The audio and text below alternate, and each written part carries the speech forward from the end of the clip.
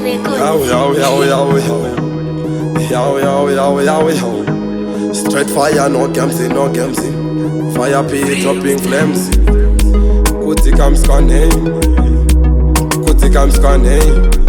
Ngomandizo tata fambira. Ashika gwenyambira. Watatengera ticket. Ashika gwenyambira. Kickstart no be push start. Kuti kam scanning. Untouchable sheli ani. Kuti kam scanning. Unstoppable you send bout it. Ausunde ukasunda wabirira. Speed star needs no push. Kuti kam scanning. To start straight kickstart. Kuti kam scanning. Ngomandizo tata fambira kuno. Ngomandizo tata kada. Global ndichikonzeresa warming. Hit after hit. Ichitewa kwatane zima new release. Kokwa kwatane moto. Me a tanzo element vaita ma student. Like a professor me take them for semester. Takachi master jetuka mira mangu ma teacher.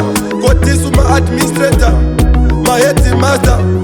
Iwa ma head many. Vachatunga mira kumombe kuma prazi.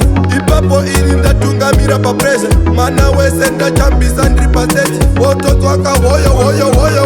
Woto tereraka woyo. Woto twaka woyo. I hope I the fireman. Panapo bari kupira moto singa zime. Terera kutika mambana.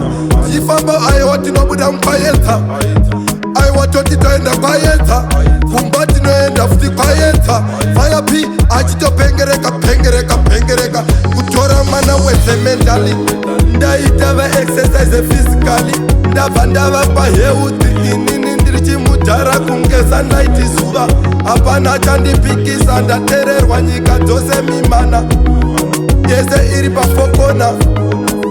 North, east, west, south. Ndobva ndatobuda pa news. Zvekubuda pa broadcasting. Pete pa podcasting. Kutamskuziva here mkomana ane meta. Akakonzeresa meta ari pa blawayo pakaitaka futi show. Ankomana ane meta pa bluesy. Saka mtona ari pa newsy. Afisi nyowani mkomana akavura hombe. Akazongo jamsa mwana wese. Saka ari kubatwa na attempted meta. Akafendesa tanzi rese. Mwana akashika papera simba. Ipapo mafanza chijamba. Handi makazongo pretenda nekupera simba. Ipapo muri pa stage.